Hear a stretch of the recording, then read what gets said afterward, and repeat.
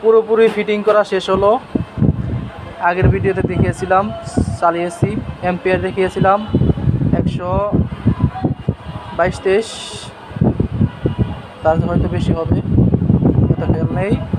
এখন ঢাকটা লাগিয়ে, আগের ভিডিওতে দেখিয়েছিলাম ক্যাপাসিটার ছাড়া, এখন ক্যাপাসিটার লাগিয়ে চালিয়ে দেখাবো। দেখতে পাবেন কত এম্পিয়ার নেয় এবং প্রেশার আবার এম্পিয়ার।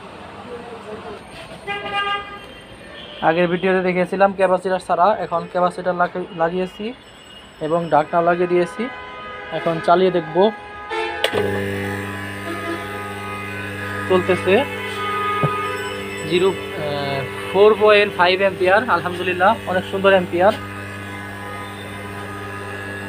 ডিসচার্জ পাইপ কাটা আছে, ভিতরে লাইন কাটা, ডিসচার্জ পাইপ জোড়া দিতে হবে, এরপরে প্রেশার বের হবে। অসংখ্য ধন্যবাদ পুরো ভিডিও দেখার জন্য। আসসালামু আলাইকুম ওয়া রাহমাতুল্লাহ।